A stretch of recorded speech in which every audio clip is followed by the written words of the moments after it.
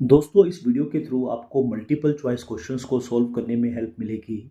एक एग्जांपल के थ्रू मैं अपनी बात आपके सामने रखता हूँ। जैसे देखिए, section 148 Indian contract act contract of bailment को डिफाइन करता है। सेक्शन 148 डिफाइन करता है कि जो बेलर और बेली की रिलेशनशिप क्या है। बेलर वो आदमी होता है जो किसी पर्टिकुलर पर्पस के लिए गुड्स की डिलीवरी करता है, और जिसको डिलीवरी करता है उसको बेली कहते हैं। ये कंसेप्ट है। और एक कंसेप्ट है क्वाजी कॉन्ट्रैक्ट, यानी वो रिलेशनशिप डिफाइन करता है फाइंडर ऑफ लॉस्ट गुड्स की और ओनर ऑफ गुड्स की।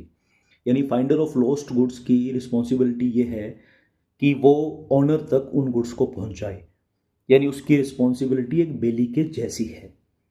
और वो क्वासी कॉन्ट्रैक्ट परफॉर्म करना उसका ऑब्लिगेशन भी है। अब इससे रिलेटेड एग्ज़ाम में एक बड़ा फ्रिक्वेंट रिसेंट एग्ज़ाम में एक बड़ा फ्रिक्वेंट क्वेश्चन आया है, जहाँ पे इन दोनों कंसेप्ट्स की नॉलेज को यूज़ किया गया है। उस क्वेश्चन को मैं कमेंट में या डिस्क्रिप्शन में उसका लिंक छोड़ दूंगा, आप चेक कर लेना उसको। तो क्वेश्चन ये था कि बेली कौन है। 4 ऑप्शन थे इसके। ठीक है, 2000 से ज़्यादा लोगों ने इसको जवाब दिया है और 65% लोगों ने सही जवाब दिया है। देखो, क्वेश्चन बहुत सिंपल है, कन्फ्यूजन इसके जो ऑप्शंस है उससे हो जाती है। पहला है, बेली कौन है, फाइंडर ऑफ लॉस्ट गुड्स, क्या वो बेली है?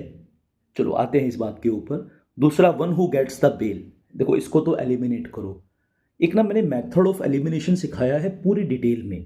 उस वीडियो का लिंक भी मैं डिस्क्रिप्शन में छोड़ने की कोशिश करूंगा। मेरे यूट्यूब पर, मेरे मेन चैनल पर बहुत पुराना वो वीडियो है, उसको भी आप एक्सप्लोर कर सकते हैं। ठीक है, मेथड ऑफ एलिमिनेशन क्या है। तो 4 ऑप्शंस थे, ऑप्शन पर वापस आते हैं। Finder of lost goods option था नंबर 1, 9% लोगों ने उसको टिक किया है। अब ये बेचारे कहाँ गलत है मैं आपको बताऊंगा। One who gets the bail, मुझे बड़ा ही हैरानगी है कि 18% लोगों ने इसे इसका ऑप्शन पर टिक किया है। लीगल कंसेप्ट्स कितने कमजोर हैं इससे साबित होता है। One who performs the quasi contract, 8% लोगों ने इसको टिक किया है। अब मैं बताऊंगा कि क्या गलती है। One who keeps the goods of another for a particular purpose, this was the right answer as per the definition of contract of payment. ये सही ऑप्शन था, 65% लोगों ने इसको टिक किया है। फाइंडर ऑफ लॉस्ट गुड्स, भाई वो बेली नहीं है, बेली के जैसी उसकी रिस्पॉन्सिबिलिटी है। सेक्शन 71 की लैंग्वेज को सही तरीके से पढ़ो।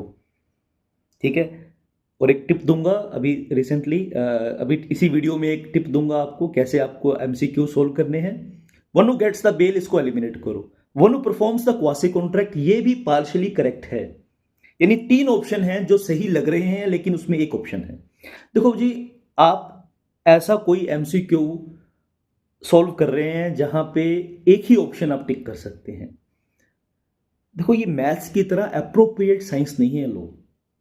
यहां पे आपको मोस्ट अप्रोप्रिएट आंसर पर टिक करना होता है। और ये वीडियो मैं क्यों बना रहा हूं, क्योंकि एक मेरे एक स्टूडेंट ने, एक सब्सक्राइबर ने एक मेरे को व्हाट्सएप पर एक क्वेश्चन भेजा है। तो मैं इस वीडियो के जरिए मैंने उसे बोला कि मैं आपके इस क्वेश्चन पे एक वीडियो बनाकर पोस्ट करता हूं।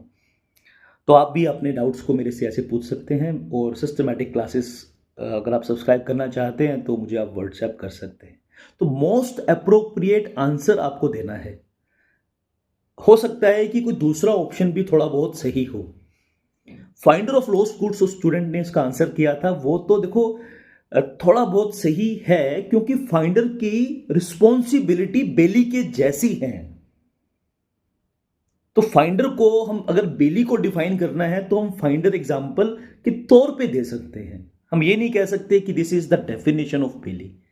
ठीक है ना। और one who performs the quasi contract, yes, जो फाइंडर है वो बेली की जैसा है और उसकी रिस्पॉन्सिबिलिटी है कि वो क्वाजी कॉन्ट्रैक्ट को परफॉर्म करे। जो क्वाजी कॉन्ट्रैक्ट एक ऑब्लिगेशंस होते हैं जो कॉन्ट्रैक्ट्स की तरह लगते हैं, बट वो कॉन्ट्रैक्ट्स होते नहीं।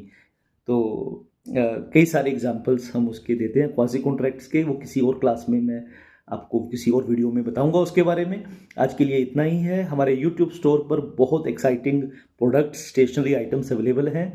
अगर आपको चाहिए तो आप उसको जरूर जाकर चेक कर सकते हैं। Thank you very much for watching and listening. आप इस चैनल को सब्सक्राइब कर दीजिए, मैं आपकी नॉलेज को अपडेट करता रहूँगा।